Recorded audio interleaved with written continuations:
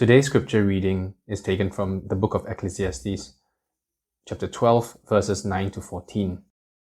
Not only was the teacher wise, but he also imparted knowledge to the people. He pondered and searched out and set in order many proverbs. The teacher searched to find just the right words, and what he wrote was upright and true. The words of the wise are like goads, their collected sayings like firmly embedded nails given by one shepherd. Be warned, my son, of anything in addition to them. Of making many books there is no end, and much study wearies the body. Now all has been heard. Here is the conclusion of the matter. Fear God and keep his commandments, for this is the duty of all mankind. For God will bring every deed into judgment, including every hidden thing, whether it is good or evil. This is the word of the Lord. Today we are on the book of Ecclesiastes, and I just want to be sure that all of us are on the same page.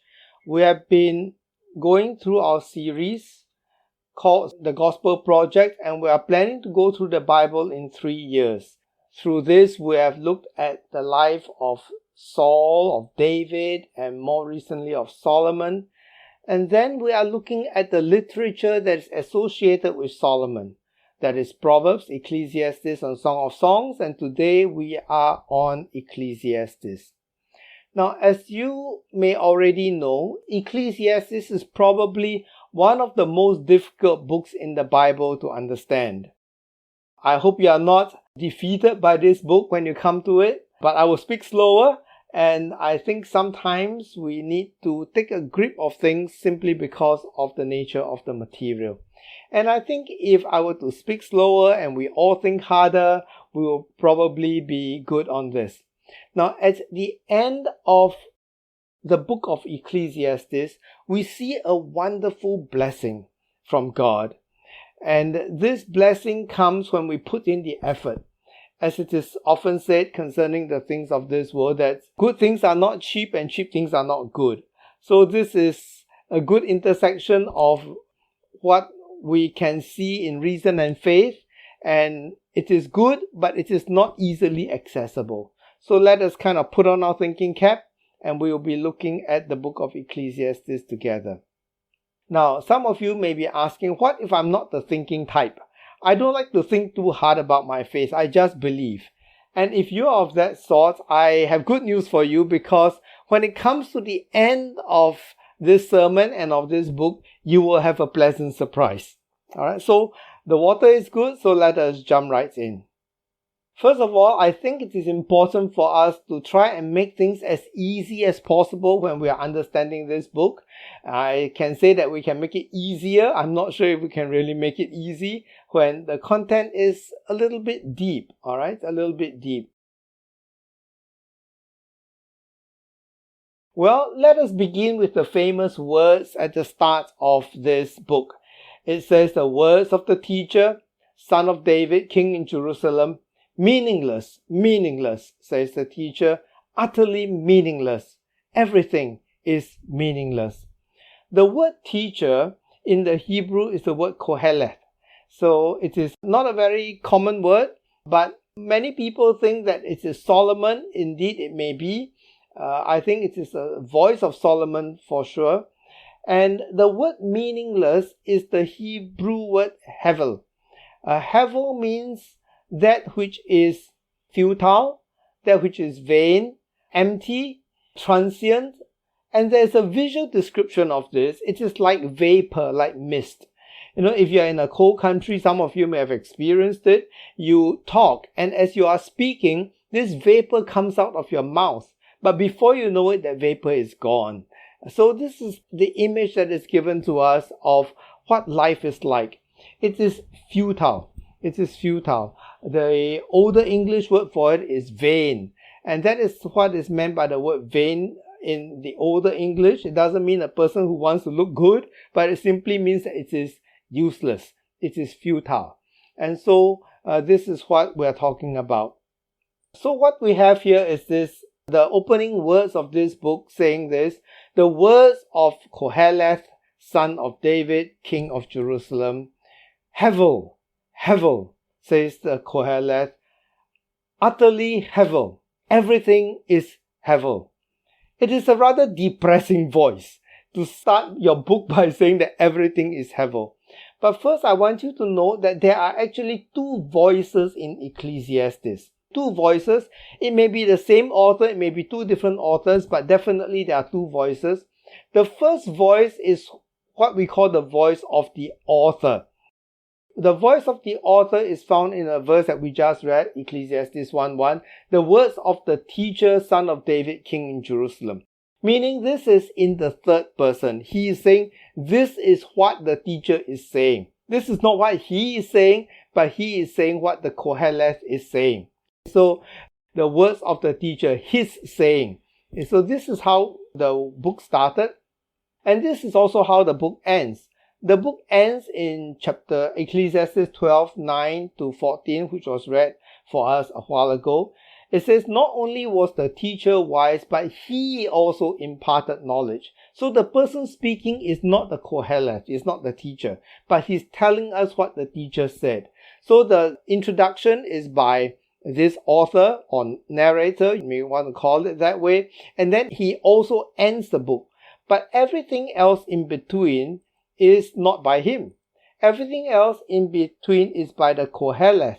These are the actual words of the Koheleth or the teacher. Well, in Ecclesiastes 1:12, we start the words of Koheleth. You notice that it has switched to the first person. It says, I, the Koheleth, was king over Israel in Jerusalem.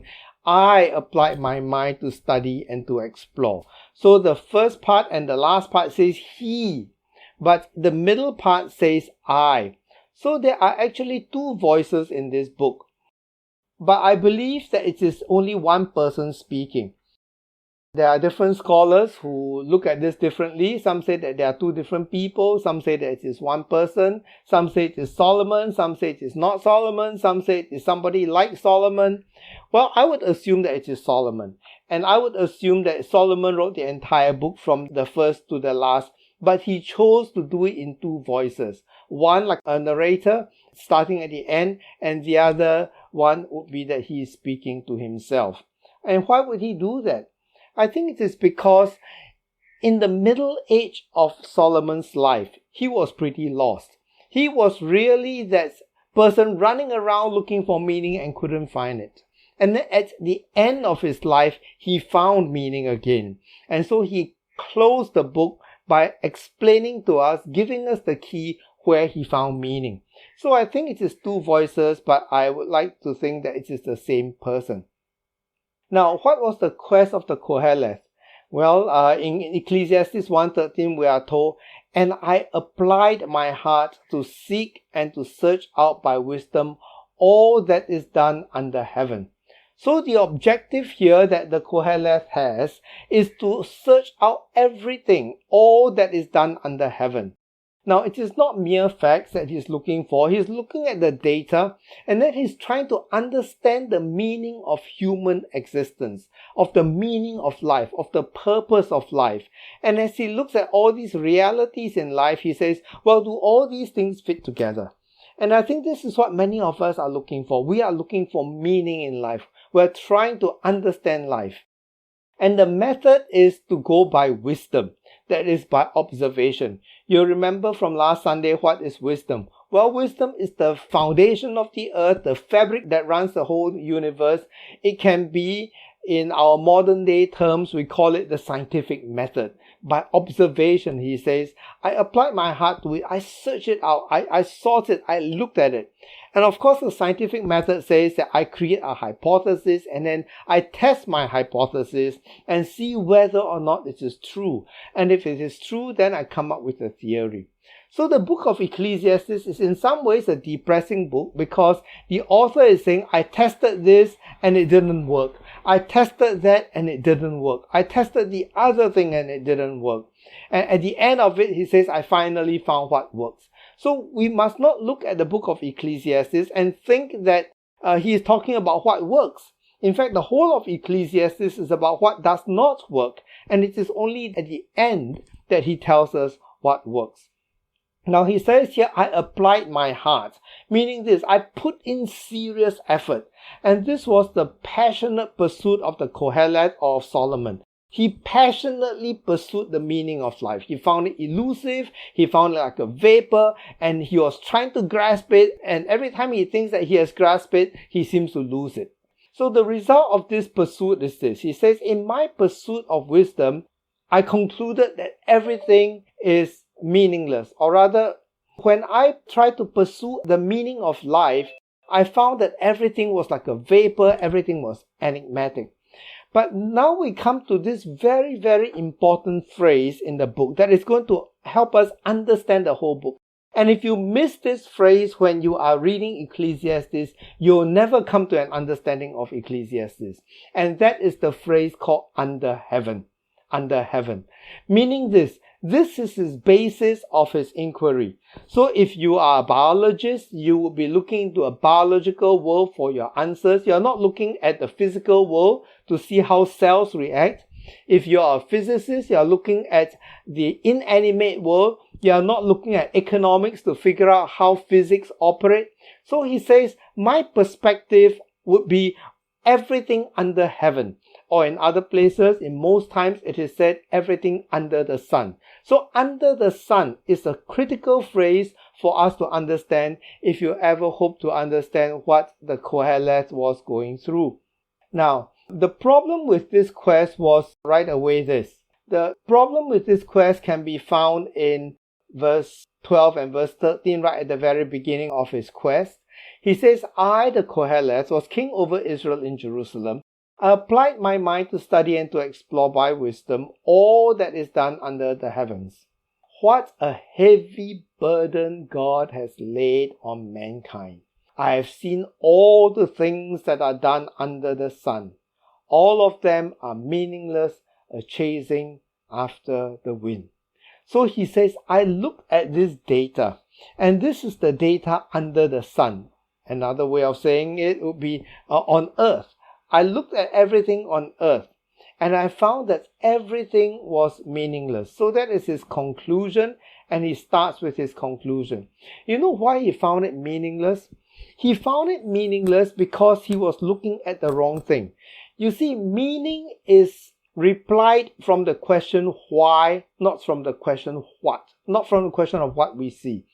Let me give you an example. If you were to be looking at science today with artificial intelligence, this is the what of life. What can we do with artificial intelligence? We can do this, we can do that, we can do the other thing. But then it doesn't answer the question, why do you want to do it? Why do you want to do it? Well, if you say, I want to do it because it makes me more efficient. So is that the highest good in life, to be more efficient? I want to do it because I can make my life easier. So is that the highest good in life, that I want to make my life easier? What about if artificial intelligence is used for bad purposes? Is used for controlling people's lives? Is used by a dictator? What if artificial intelligence is used for wicked purposes like prying into other people's lives or like getting into wars? So artificial intelligence is not your answer. So if you're going to look for answers or meaning in, for example, artificial intelligence, you are not going to find it because you are asking the question, what can it do? And you'll try to answer that question by saying, well, these are all the things that it can do. But you have not asked the question, why are you doing it? And so this was Solomon's issue. The Koheleth, throughout the entire book, apart from the beginning and the end, says that I am looking for what? I'm looking for the things under the sun. And so I'd like to suggest to you that no discipline is going to give you meaning. He was searching the world as a humanist would. Well, and this is why he was not going to find meaning, because right from the very start of his quest for meaning, he had made a fundamental mistake. He was looking at the wrong bits of information. And so there is a problem that requires the Lord. You see, for the Koheleth, God was his God. He kind of acknowledges that he is God, but he never really become the Lord of his life. You know, many times you'll find me making a big deal about capital L-O-R-D versus non-caps L-O-R-D. Well, this is because in the Bible, the caps L-O-R-D is a different word from the word without caps. L-O-R-D is the word Yahweh, or people call Jehovah. It's the covenantal relationship of man with God. And the Koheleth, throughout the entire book of Ecclesiastes, does not talk about God as his God. It is always God somewhere. So in that sense, he was a functional deist. A deist is a person who said, yeah, there's a God, he created the world, but he kind of left us alone. And we are all left to figure it out. And that's a deist. But he was not a theist in the sense that God has a personal interest in me and I have a personal relationship with God. So the very start of the quest placed him in a very difficult situation. It placed him almost as a similar footing of someone who did not believe in God. So God did not become Lord of his life. And because of this, there was a problem with his search. So even though the Koheleth knew God, and God was not his God, the troubles in life dominates and directs his thinking. And because he saw all this trouble, he forgets God's true place. Let me give you an example. There was a young man who came to me one time and he says, I find it really hard to believe in God. I'm raised in a Christian family. I sort of believe there is a God, but I cannot accept there are all these troubles going on around the world. Now, what I found interesting was this. He was very comfortable in life, but he could not accept the discomfort of other people. And it was the discomfort of other people that caused him to doubt. But by the same token, if you look at people who are suffering, many times the people who are suffering are the strongest believers and have the greatest faith. So what is happening here? So what is happening here is you are seeing a Solomon type character. And in this connection, I think it is super relevant to all of us. Because if you are raised in a Christian environment, whether you are raised a Christian, a Catholic, or some kind of an environment where you believe in a God, but you don't really have that personal relationship with God, and you are searching for meaning in life. Well, this was the exact situation that the Koheleth was at. He, in a certain sense, is saying, please leave me alone, God. I believe in God, but I want to run my life my own way. And today, so many Christians are at the cusp of their career, looking for meaning in work, looking for meaning in relationships, looking for meaning in pleasure. And this was exactly what was happening to the Koheleth. So even though the book may be a little bit difficult to understand, I suggest to you that if you are looking for meaning in all these things, how do I find meaning in work? How do I find meaning in my relationships? And not really quite finding it, well, I suggest that it is really worthwhile for you to pay attention to what Solomon has to offer us. And of course, we cannot cover everything in one sermon. And I suggest that you go through this book very carefully with a fine-tooth comb and look at the parts that apply to you most and understand that the entire book is a futile journey until you come to the end. Alright? So the result of the quest for meaning through observation was that everything is hevel. Everything is futile. Everything is meaningless. You see, the Koheleth found some good, found some enjoyment in life, but ultimately it was not enough. So he was seeking meaning, but he was finding only the consolation prize. So a lot of the book of Ecclesiastes will talk about the enjoyments in life under the sun. And again, under the sun is important. What can you find under the sun to enjoy if you do not have God? Or if you do not have God as your God? And for those of you who are interested, who are planning to study the book, I'd like to just give you an outline so that you get an idea of where you are going when you're reading it. First of all, you'll find verse 1 to verse 11. That is the introduction by the author.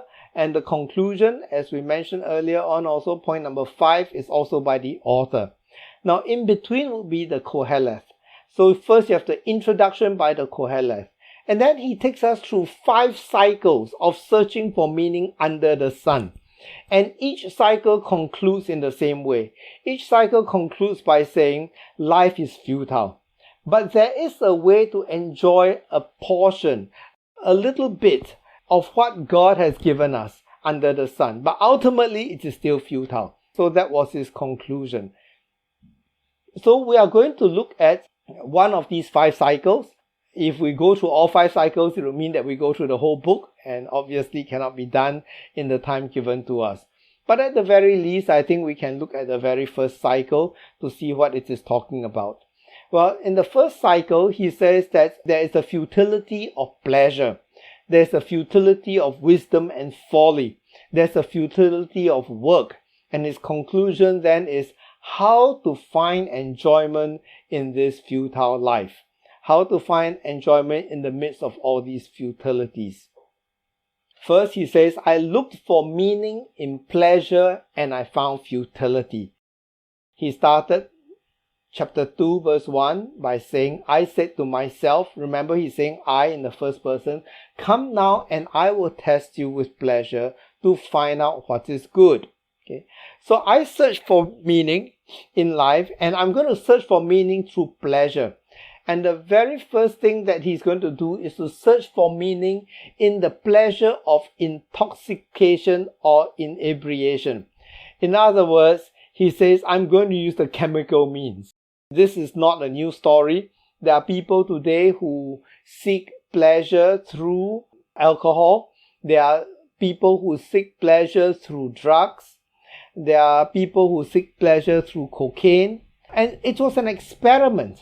It was an experiment that the Kohelet was conducting on himself. He said this, I tried cheering myself with wine, embracing folly, my mind still guiding me with wisdom. That means while I'm doing this, I step back and I'm looking at myself doing it. I wanted to see what was good for people to do under the heavens during the few days of their lives. So he experimented with intoxicating things. With wine, if there was LSD, he would have experimented with that. Perhaps he had experimented with psychedelic or mind-altering mushrooms or some other drugs. We don't know what he experimented with. But he says, this was what I tried. This was what I tried. Now, some people may think that that is very shallow, but it is not as shallow as you think. You see, I don't know whether you experience this or not. If you have worked very hard, let's say you have worked very hard, you have worked hard the whole week and you have spent an 80-hour week working, and sometimes you feel the need to reward yourself, and you want to have some pleasure in return for all the work that you do. So for some people, for having that pleasure means going out for drinks with friends. For some, it will be snorting coke. And so Solomon was saying, I tried that. I tried all these things. I tried to have pleasure in life. And what was it that I found? Well, it wasn't very meaningful. Then he says, I searched for meaning in the pleasure of accomplishment or of job satisfaction. I undertook great projects. I built houses for myself and planted vineyards. Now, all these are under pleasure because he says, I tried drinking wine. And that kind of pleasure doesn't really work. So I tried a different kind of pleasure, the pleasure of accomplishment, to have that sense of satisfaction when I've done something great. And so he had all the means in this world to build houses, palaces, temples, gardens, and that sense of satisfaction is important. And today we have many people who are doing this. Especially if you have just left school and you are starting work. And work is now taking up so much of your time. And you are saying that my work must have meaning. Because if my work does not have meaning, if I'm spending most of my waking hours working and I don't find meaning in it, then life will be miserable. So Solomon did that. He says, I tried to find meaning. I tried to find pleasure through my accomplishments. I tried to find job satisfaction in what I was doing. But again, that was not to be helpful to him. Then he said, the third thing that I tried to find pleasure in is this. I searched for meaning in the pleasure of accumulation and possession.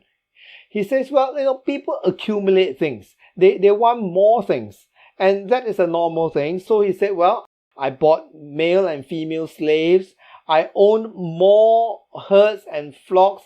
I amass silver and gold for myself and the treasure of kings and provinces. I acquired male and female singers, a harem as well, the delights of a man's heart. So he says, I amass all these things to find security, to find satisfaction, to find joy, to find meaning in life. And all these he classified under pleasure, these three things. He said, I sought for meaning in all kinds of pleasure, but I found only futility. He concluded his search of pleasure by saying this: I denied myself nothing my eyes desired. Whatever I saw, whatever I wanted, whatever I thought was good, I just grabbed it. I came, I saw, I grabbed, I conquered. I refused my heart no pleasure, whatever it was, whether it was drugs, alcohol, work, accomplishment, accumulating things. And then he said, my heart took delight in all my labor. I found some joy in my work. But then this was the reward for all my toil. So I did have some delight in the work that I do. And yet when I surveyed all that my hands had done and what I had toiled for to achieve, everything was hevel. Everything was futile, a chasing after the wind. Nothing was gained under the sun. You have this refrain coming up again, that nothing was gained because it was done under the sun. So he says, so I gave up on that. I decided that looking for meaning in pleasure was not going to work. So I'm looking for meaning now in wisdom and in folly. But unfortunately, I also found futility there. He said, I saw that wisdom is better than folly. Yeah, searching for wisdom is better than being like a fool. Light is better than darkness, certainly. And the wise have eyes in their heads, the fool walks in the darkness. But I came to realize that the same fate overtakes them both. So he says, well, on the one hand, I can say, yes, I enjoy being wise. I don't enjoy being a fool. I think it is better to be wise than to be a fool. But then I noticed something. I noticed that the same fate overtakes them both. Okay, now I think it is good for you if you can interact with me, and if you are able to access the chat, can you tell me what you think is the same fate that overtakes them both? Okay, what is the fate that overtakes both the wise and the fool?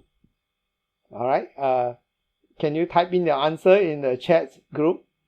What is the fate that overtakes the wise and the fool? In other words, where do we all end up in life? I hope it's not too difficult a question. Anybody? Yeah, some of you are answering. Great. Yes, we all eventually die. That's right. And somebody says we join the earthworms. That is indeed true too. And that's an interesting way to put it, and certainly true. We all die. And that's what he's saying. And if I'm wise or if I'm fool, I end up being dead anyway. That wisdom is only good while I'm alive. So if I'm dead, it is of no more use. And then he goes on to say this. He says, then I said to myself, the fate of the fool will overtake me also. So what do I gain by being wise? I said to myself, this too is hevel. This too is meaningless. For the wise, like the fool, will not be long remembered. The days have already come when both have been forgotten. Like the fool, the wise must die. So he says there's a problem with seeking after wisdom, because not only do both die, both are forgotten. How many wise people do you remember? He's saying. Well, in a sense, it's true. There are many wise people, clever people that we don't even know of anymore today, but there are those that we still remember. Today, there are big names in our society, and we remember these big names, we know these big names, but when the next generation comes, their names will be forgotten. In the same way that in the previous generation, there were very big names, and they are all forgotten now. So he says, well, what is the use? I'm going to be forgotten, nobody is going to remember me, and I'm going to join the earthworms. And so he says, then I decided to look for meaning in work. If I cannot find meaning in pleasure, if I cannot find meaning in wisdom, then the third thing I'm going to look for is this. I'm going to look for meaning in the work itself that I am doing. In the work itself that I'm doing. He said this in verse 17, I hated life because the work that is done under the sun, again under the sun, was grievous to me. All of it is meaningless, a chasing after the wind. Now, I'd like to show you a picture. Okay, maybe let's just read this text together. So it says, all of it is meaningless, a chasing after the wind. I hated all the things that I had toiled for under the sun, because I must leave them to one who comes after me. And who knows whether that person will be wise or foolish. Yet they will have control over all the fruits of my toil, into which I've poured my effort and skill under the sun. This too is meaningless. So my heart began to despair over all my toilsome labor under the sun. So he says, while work itself can have some level of satisfaction, and yet if I ask the question, what is the end result of all my work? All the things that I've accumulated, all the things that I've accomplished, I'm leaving it for somebody else. So I'm going to show you a picture, and I'm going to ask you, anybody recognizes this guy? Okay, if you do, you just reply in the chat. Who is this guy over here in the photograph? Anyone? Who is this guy in the photograph? Anybody knows? I think some people know. Yeah, that's Steve Jobs, okay? The Apple designer and famous man. Does anybody know the woman beside him? Okay, it's his wife. Not many people know, but that was his wife. Alright, so that's Steve Jobs and his wife. Certainly a very famous person. Now, does anybody know what this is? Well, it's a yacht. Okay, I think you all know that. This yacht is called Venus. It's a super yacht. And it belongs to Steve Jobs. He's paid more than $100 million to build this yacht. So he's a billionaire, he built this yacht, and he paid more than $100 million to build this yacht. More than $100 million to build this yacht. So an expensive yacht, a fantastic yacht. And who are these two persons? And where are they? Anybody knows? Well, it's kind of hard to recognize, but Steve Jobs died. Just in case you don't know, he got cancer and he died. And that was his wife. And the man that is over there is her boyfriend after Steve Jobs died. Now, there's nothing wrong. She wasn't doing anything not right in having somebody in her life. I'm not sure whether they are married or not. But this is the comment that I found on Yahoo News. It says here, Steve Jobs built $100 million super yacht, but died before he could step foot inside. He never stepped foot on the yacht. However, his widow, Laureen Powell Jobs, was spied on the mega boat recently with her boyfriend. The pair was on vacation and didn't appear to have a care in the world, citing multiple reports. Now, what she was doing wasn't really right, but yet people have this sense of terrible loss. People feel so sorry for Steve Jobs, that this guy worked so hard, worked himself to the ground, benefited so many people by inventing this thing called the smartphone, designing the smartphone, and then he builds this $100 million super yacht, and he never set foot on it. Instead, who was setting foot on it? Who was using it? His widow and the widow's boyfriend. These are the people using his work. And so Solomon saw all that, the Kohelet saw all that, and he says, how can that be meaningful in life? How can that be meaningful at all? Work can be so futile. You do all this stuff. And so he observed all these things under the sun, and he says, yeah, indeed, life is not at all meaningful for me. So then, the preacher says this. He says, a person can do nothing better. He's kind of resigned. He gives this big sigh and he says, a person can do nothing better than to eat and drink and find satisfaction in their own toil. This too I see is from the hand of God, for without him, who can eat or find enjoyment? So he is saying like, you got to find some enjoyment somewhere. And the only enjoyment you can find in your work is the work itself, not in how much the work produces. So he's saying, a person like Steve Jobs, if he likes his work, fine. If somebody else is working and they like their jobs, they like their career, fine. Okay. But if you do something in order to leave something behind, see what happens. Nothing happens. So ultimately, you have to limit your scope of enjoyment to the job itself, to job satisfaction. And a lot of people are saying that today, aren't they? You go to any training seminar, they say if you enjoy your work, you're not working, it is engaging like a hobby.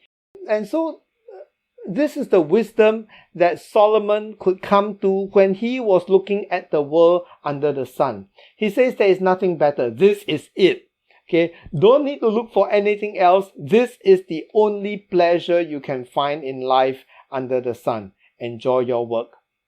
So I saw there is nothing better for a person than to enjoy their work because it is their lot, for who can bring them to see what will happen after them. So I told you earlier on there were 5 cycles, and this is we went through the first cycle. This is the conclusion of the second cycle. The conclusion of the second cycle sounds very much like the first cycle. And the words for us to take note of is this: there is nothing better. It's the same word again as in the first cycle. This is it. This is it. Don't look for anything better. And this is their lot. You know what this word their lot means? Or in KJV or some other versions, it says this is their portion.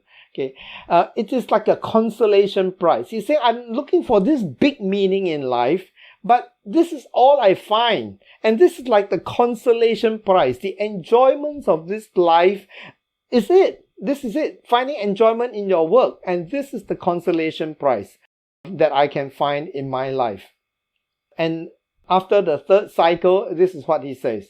This is what I've observed to be good. It is appropriate for a person to eat, to drink, and find satisfaction in all their toilsome labor under the sun during the few days of life God has given them. For this is their lot. This is their consolation prize. It's to console us. It's the limited enjoyment that God gives us in the midst of all this futility and meaninglessness in life.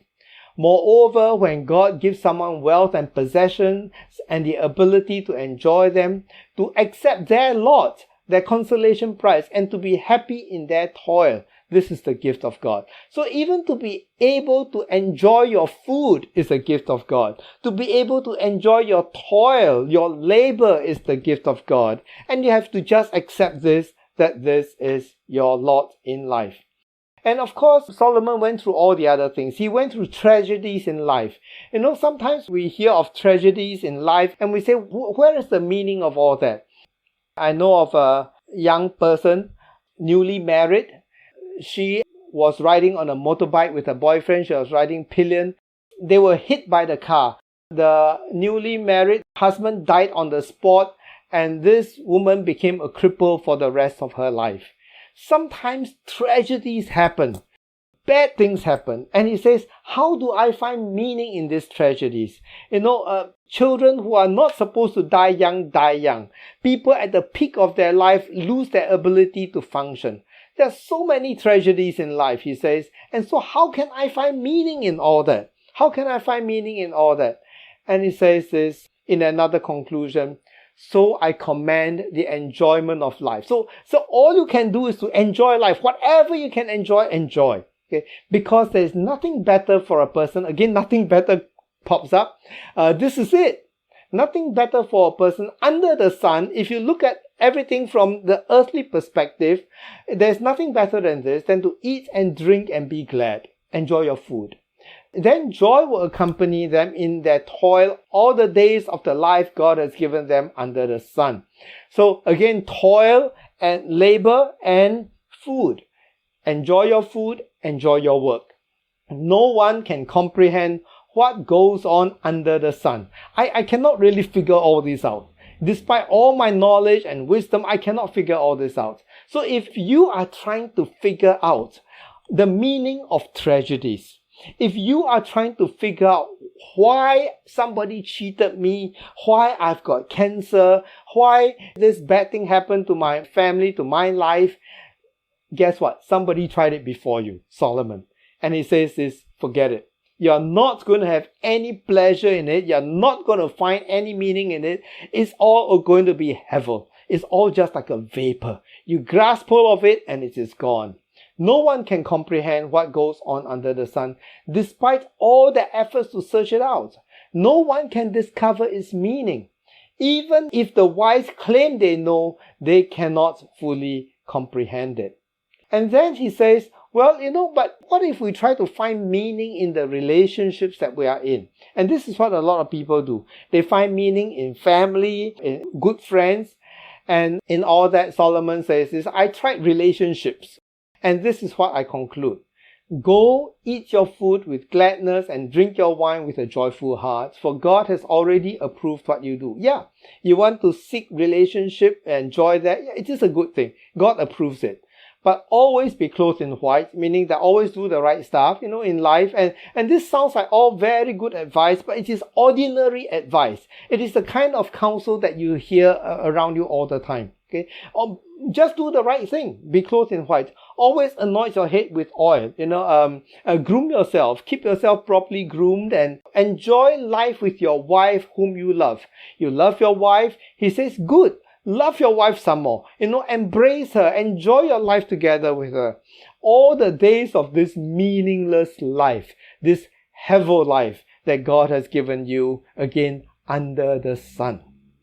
Under the sun, this is all you can do. You enjoy whatever wonderful life you can have with your wife, and guess what? One of these days you will grow old. One of these days you may grow senile, or your wife may grow senile, your husband may grow senile. They don't remember you anymore. There's a short period of time that you have this momentary pleasure. So grab it while you can. This is your lot in life. This is your consolation prize in life and in your toilsome labor under the sun. So he says, under the sun, this is it. So it is a depressing conclusion, isn't it? Yet it is an inevitable conclusion for anyone who seeks life from under the sun perspective. And it is a serious warning. It is a serious warning because earlier on Solomon says this. He says, I'm the king. I have all kinds of wealth. I have all kinds of resources before me. I can seek out whatever pleasure I want to seek out. I can accomplish anything. I can find any woman I want. I can dig out things, whatever I can dig out. And guess what? I'm not finding it. So the serious warning to us is this. If we choose to go down that same path as Solomon did, we are going to find our lives hevel. We are going to find our lives futile. We are going to find our lives meaningless. But there is a key to understanding life. The key to understanding life is not searching for things under the sun. In fact, the key to finding life is found right at the very end. Oh, but before I go to this, let me give you an example of what I'm talking about.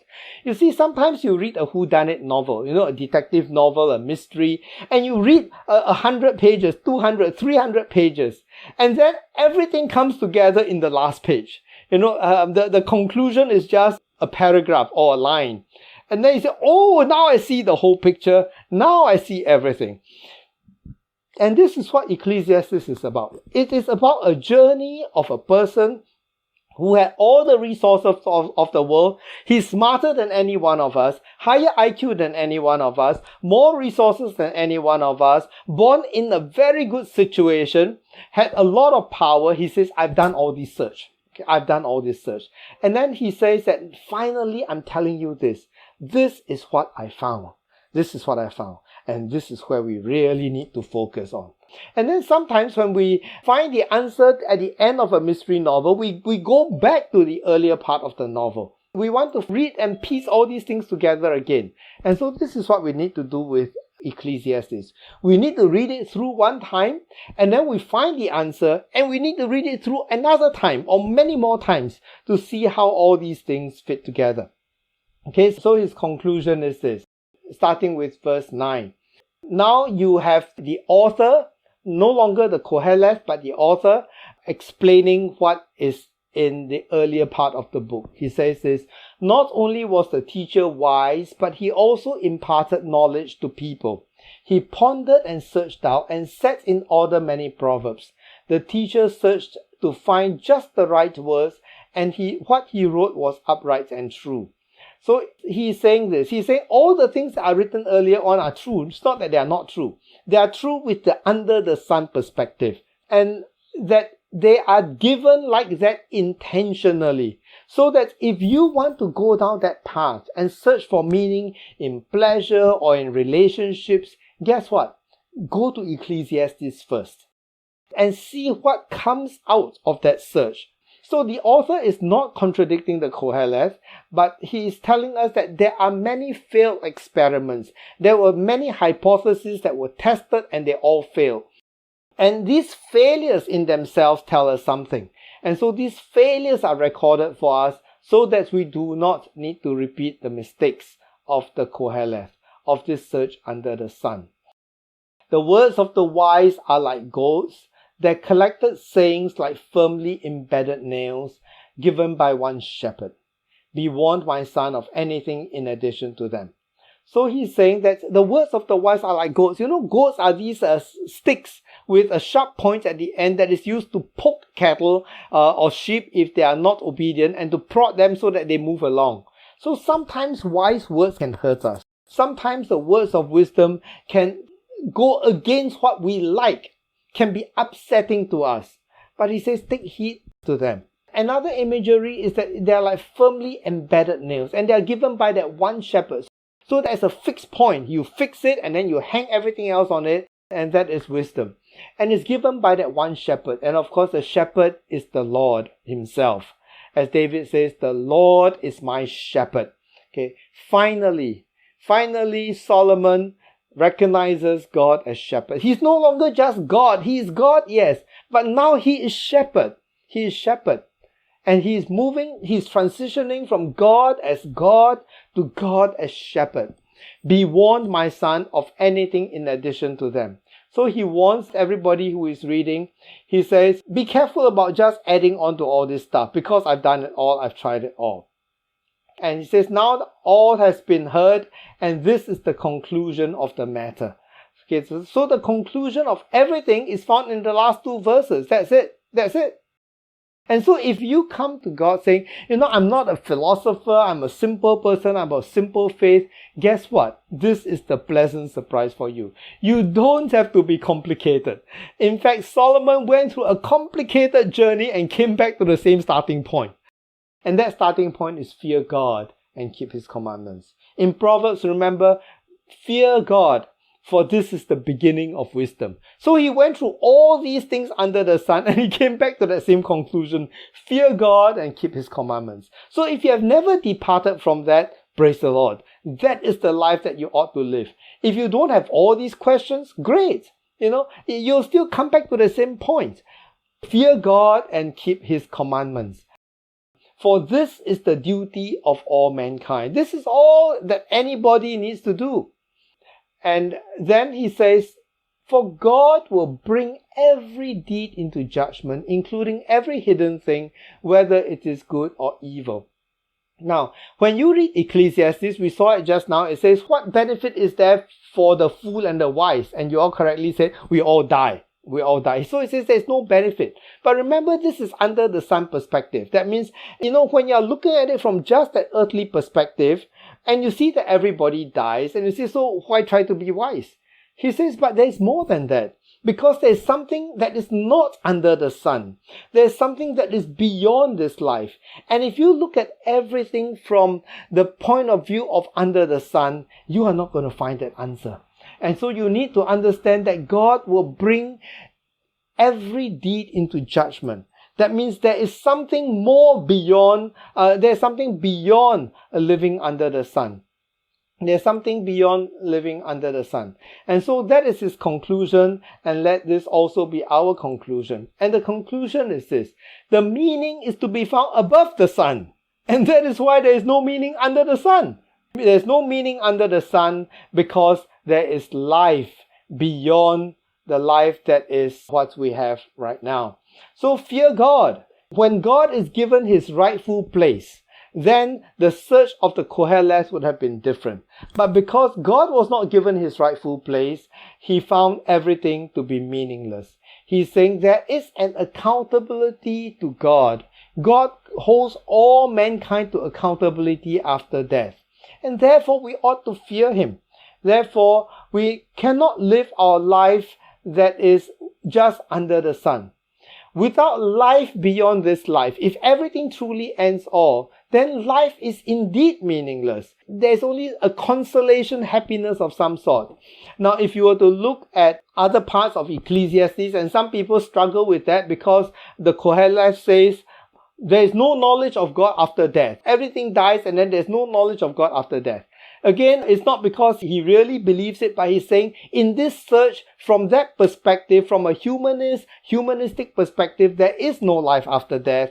And in that kind of a life, the only enjoyment that you can hope for, the only meaning that you can hope for is to eke out this little enjoyment in life. That is all there is to it. So here we see this great contrast. We see this great contrast of David and Solomon. King David throughout his life said, "The Lord is my shepherd, I lack nothing." I lack absolutely nothing. It didn't matter whether I was running for my life or whether I was sitting on the throne. I lack nothing because the Lord is my shepherd. The Koheles, David's son, on the other hand, took a long detour in his life journey. He says, the faith of my fathers is not good enough. I need to find out for myself. And he did. He found out for himself. And this is why he warns us also at the close. He says, of the making of books, there is no end. So don't make any more books. That means I've gone through so much grief in doing all these things. You want to join me in my grief? Yeah, sure. Go ahead and do it. But really, this is it. That when you go above the sun, then you will find meaning. When you go beyond this life, that is where you find meaning. When God is your shepherd, when I'm able to say like my father, the Lord is my shepherd, I found meaning. I found meaning finally. And so you can live a very complicated life with all kinds of philosophical questions. And if the mind inquires, sure, pursue it. Because the Bible is not afraid of inquiry. And the Bible encourages you to come in and challenges you and say, well, so what do you want to look for? Where do you want to look for meaning in life? You want to seek it under pleasure? You want to seek it in tragedies? You want to seek it in relationships? Come to Ecclesiastes. It's all there. It's all there for you. But when you come to the end of that journey, it is the same point as when you have begun. Fear God and keep His commandments, for this is the duty of all mankind. So then, until we see life from above the sun, there can be no depth of meaning in life. So until you have moved beyond this under the sun view of the world, you are not going to find meaning. And this is the big message of Ecclesiastes. So while on the one hand it is a depressing message, yes, it is a depressing message to every person who thinks that satisfaction, meaning, enjoyment can come under the sun. And you may end up like a Steve Jobs. That's all there is to it. You may enjoy your work while you live, but then everything that is accomplished goes to somebody else. Is that the life that you are seeking? Is that the meaning that you're seeking? Instead, come back to the shepherd of your soul. Come back to the shepherd of your soul. Let us look to God in prayer, shall we? Our gracious God, there are some of us here today who have never made a commitment to you, asking you to be the shepherd of their souls. And if you are in that situation, can I invite you to pray, to ask Jesus to be your Lord, to be the shepherd of your soul, so that you do not live a miserable life, a futile life under the sun, but find meaning at the foot of the cross of Christ. Okay, if you want to, just pray this prayer together with me. Lord Jesus, I want my life to be meaningful. I want my life to be lived like yours. I hold you as my example, but not only that, I want you to be my Lord and my Savior. And if you have been raised a Christian, if you have a Christian home, a Christian many years, and you have lost that vision, you have become like the world, you have become like Solomon, chasing after the things of this world, then let us pray this prayer of commitment together. Gracious God, we confess that many times we forget that we already have it all, that the Lord is our shepherd, that we lack absolutely nothing. And instead we run around looking for pleasures, looking for other meanings when there is none. So Lord, we come back to you to find in you our greatest satisfaction, our highest joys, and our deepest hopes. In Jesus' name, amen.